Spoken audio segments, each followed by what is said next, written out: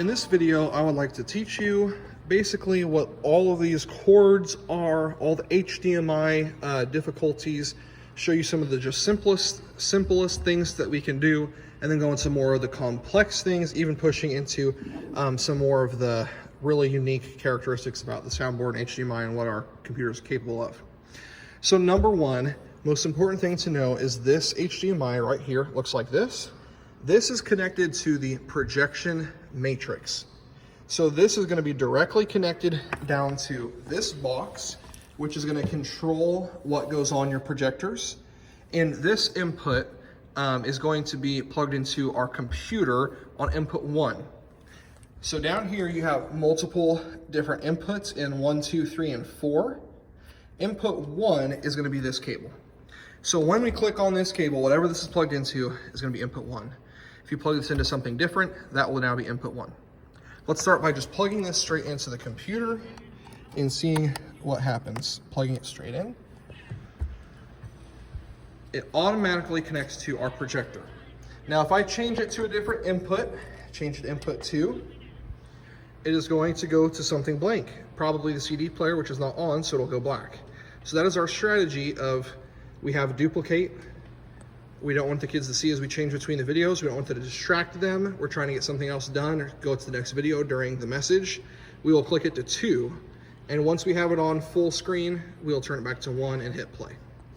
That is the simplest thing to do. Now, when we do kids worship, I often like to have worship leaders help me on stage, and they use a backup TV, which we put down here on the floor. In the previous video, I showed you where we get the TV, where it goes, and how we set that up. That HDMI cord is literally strung off of this railing straight down, and we keep it in the kitchen, but on the weekends, we always pull it up. When you pull it up, just make sure you pull it straight up, and you don't pull it straight over, because then you're pulling the cord against the corner of the wood, and it's gonna hurt the cord. That cord comes all the way over here, and it ends right here. Notice I also have this cord strung around this pole. That way it can't just pull the whole thing off of the shelf because of the weight. Also notice HDMI cords, these ones make it very easy, but they have 2 separate ends. Let me get this into focus here. Notice this says source. Source is going to be, of course, the source of what you are going to be wanting to projected, and then the other one will say output, or it will say display. That's of course going to be the projector. So display is on the floor right now, and that gets plugged into the TV. This would get plugged into our computer. Now of course our computer does not have multiple outputs, so we need to split this direct connection, and that is what this small box is for here. This box splits different inputs going to the projectors, but this actually splits the input coming from the computer. I'm going to turn it back to landscape view. This box is powered by being plugged in under this board, or sometimes down here. We cannot plug it in here. They are patched because we have some electrical problems and they will spark and short out. So they need to be plugged in. This box is kind of finicky. It has some issues, typically with power. I always find unplugging it from the box and unplugging it from down here gives it a chance to just reset. Sometimes it will flash black when you have multiple inputs in, and it will go in and out. All you need to do is give it a 10-second break before powering everything back on. I'm gonna go ahead and power this on, and then we will look at it and see about what it does. Okay, red light is on, we're plugged in. Gonna plug into here. I'm doing a video right now, tutorial. So now that I have this plugged in, notice on one side I have 4 outputs. On the other side I have the 1 input. We want the computer input to be our input, and that is what this smaller HDMI cord is here. We could get a smaller cord that would be more efficient, but right now we just have a 4-foot cord right here. I'm gonna go ahead and unplug this projector cord. I'm gonna plug in this side, checking for if this has a display It does not have a label, so this cord is fine no matter which direction is plugged in. Checking the other end just to make sure. Yes, it does not have a specification. So this is going on the input side of our channel. Sorry, I don't have a photographer with me, or a videographer. Okay, that input is now plugged in. From here, I can put up to 4 different outputs. So starting out with my projector screen, I'm gonna put the projector in number 1. So input 1 will be my projector.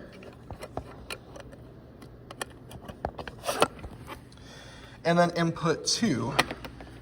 Notice right when I put input 1, this is just streaming it straight through. All the same settings, streaming it straight through. Now I'm gonna put in input number 2.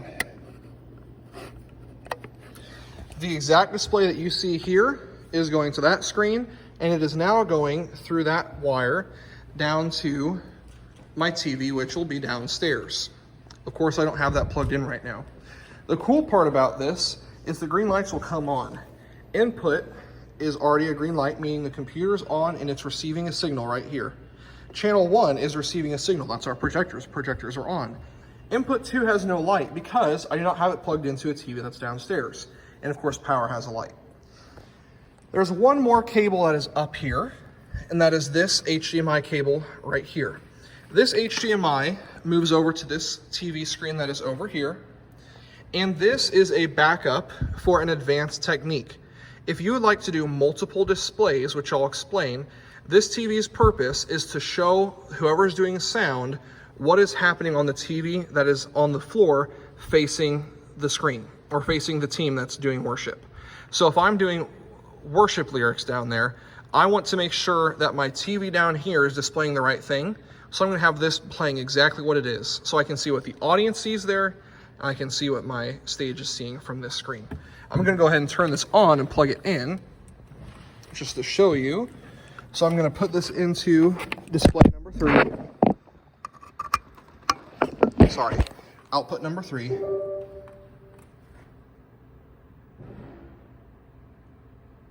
And you're gonna see that I'm getting the same display. Now I'm getting static going straight through here once I plug that in. That just means one of my connections is loose. I need to retighten my connections. All right, in this final video, we are gonna show you the advanced techniques and what this dual interface is going to help you be able to do. This is mainly gonna be for your mainstream worship leading and your lyric presentation software. This has less of a purpose in things like a VBS or devotions for camp. But this has everything to do with Sunday morning. If you have different groups coming in, presentation software, this is going to allow multiple different screens. Let's start out with what we have and talk about lyric presentation software. This computer uses Easy Worship. Our church uses Easy Worship. That is the software. And so we are going to be using that interface today. All interfaces are going to be slightly different for the things we are doing. However, this video is really talking about more of our equipment and how we get it prepared to do this cool technique. And then every presentation software, you'll have to kind of figure it out. Currently, all the screens are exactly the same because we have one input going out to our splitter. And in our splitter, we have our projector. We have this one, which is going down to the TV, which is not plugged in, so there's no light. Notice that gap in the light. And then we have, sorry, my finger keeps getting in the way. Then we have our display that's going straight to our small TV. So number 1, we're gonna go to worship and we're gonna open a random service. I'm just gonna go with this random service here. Double click, Easy Worship is firing up. Now notice our lyrics are not coming up. In fact, it is the same screen. Well, that's exactly what you have it designed for right now, is on duplicate. So to fix this quick problem, you need to go to your display icon, which is F number 8, or you can look up display in the settings, but this is your quick life hack. Click display and your display icon is gonna come up. Duplicate is showing exactly what your main screen is doing. It is showing exactly that on your outputs, but we want it to be on extend when we are doing our worship software. So we're gonna click extend and see what happens here. Well, we get a blank screen up there. And then actually, your display screen is right here. We're gonna click go live, so our slide should pop up. Yet again, this welcome background, you can see it peeking through in the bottom of the screen. And these screens are not correct. Well, that is an issue of configuring our screens. Typically, you want your computer to be on extend display before you open up your presentation software. But it's okay, we can still fix it from here.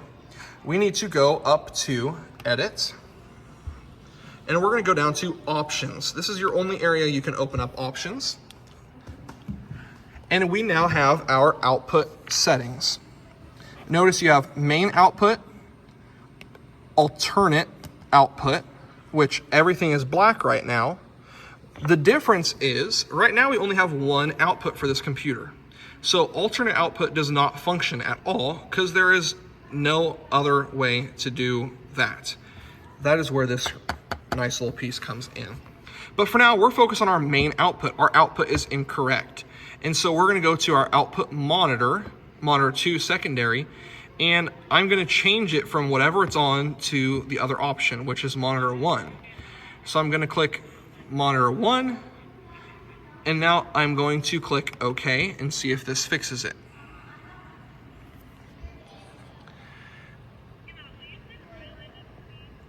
Now we have this screen.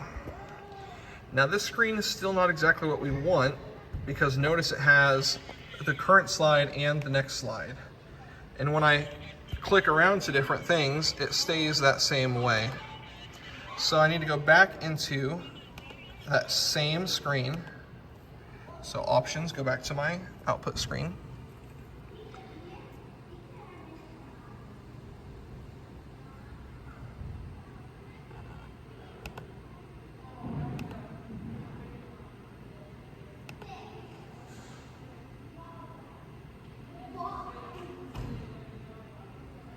Enable display fold back.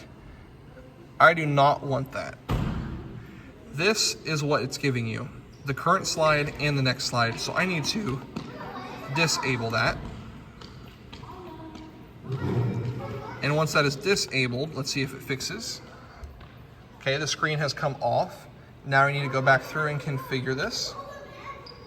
So I turned off the display screen. Main output, monitor 1, primary, yes. I'm gonna click OK.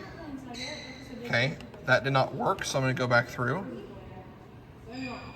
Main output, change it to monitor 2.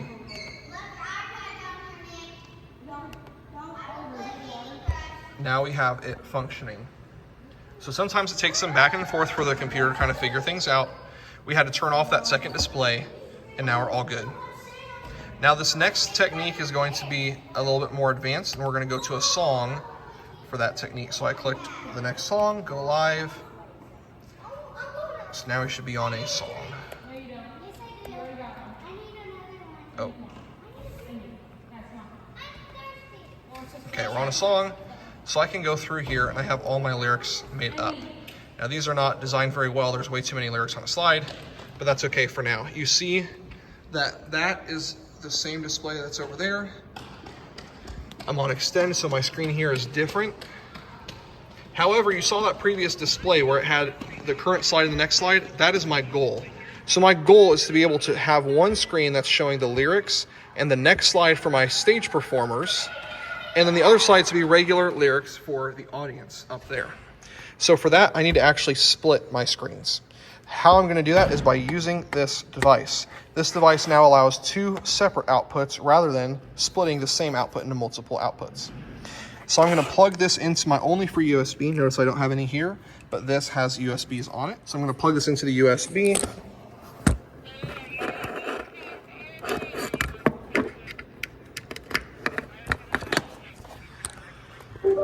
Okay, now that I have this plugged in, sorry I'm upside down. Now that I have this plugged in, I'm gonna put my projector into 1.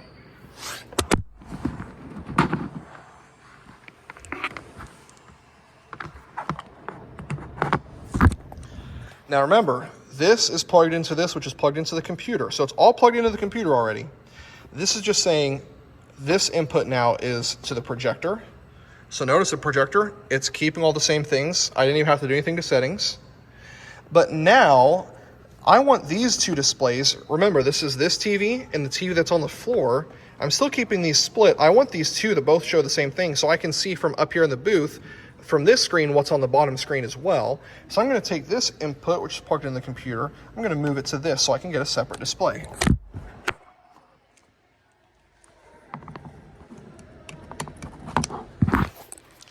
So now I have my second screen plugged in on here. Now notice that screen currently is black. Everything is rethinking right now.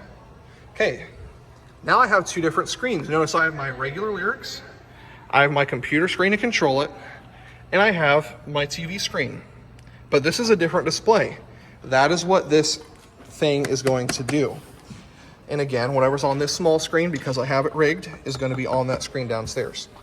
Now I want to turn that into a display, so I'm going to go to the same display settings, options.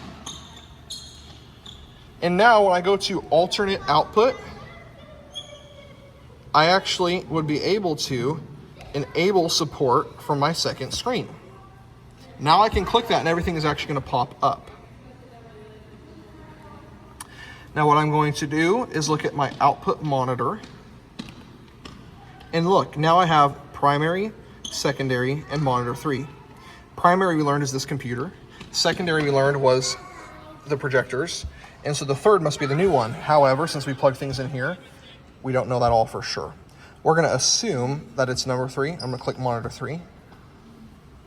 And I'm going to click OK and see what happens. See all three screens? Okay, I'm going to click through a slide and see what happens. So what we see now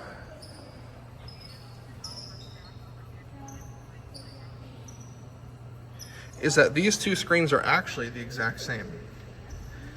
This screen is just the current setting is designed for a screen that's this size rather than projector size, so it fits better on this screen. But that's not what I want. I want to see the next slide on this screen. So I'm going to go back to my output settings. Again, this is where it gets confusing because every software program interface is going to be different. I'm not as familiar with Easy Worship, so it's taking me a minute to figure this out. However, there are simpler ones that this screen system is actually very simple.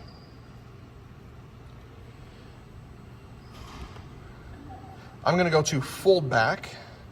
Fold back says stage display on there. That's what I want, is my stage display. So I'm going to enable this, even though previously we turned this off. I'm going to set this for monitor 3. Monitor 3 should now have this sort of setting on it. So instead of the alternate output, which I don't really need that anymore, I can turn this off. I can go to fold back. So I had that mixed up. Fold back. Now I'm going to be able to do monitor 3 and click OK and see what happens here.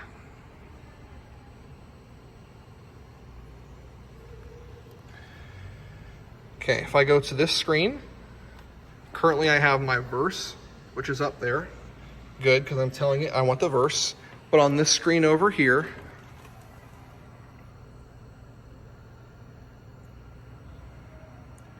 I have the same thing. You're looking into my heart is the last line. You're looking into my heart, but right below that is the next screen. 2 lines from the next screen. So my people on the stage, they can always see the next slide. Now when I progress through the slide presentation, I still have the next screen under it. That one ends with when it's all about you, Jesus. This has when it's all about you, Jesus, King of endless worth. So it tells you what lyrics are next. Now I'm going to be honest, I do not care for the Easy Worship stage screen. This, you can't tell a distinction between the 2 slides. It's hard because it doesn't show different colors, and it's hard to customize. However, you can customize this. That same screen that we were on for edit, options, and this is called fold back. Other things it's just called stage display. You can actually go through and you can edit this to where instead of next line 1 and next line 2, you can have the entire screen. You can put a timer, you can move that timer wherever, you can change the font size, different things. It just takes a lot more work. It doesn't naturally look very simple. Other softwares, it will work better. Like I said, this is not about interface. This is about teaching you what this device does and how to get these different displays set up.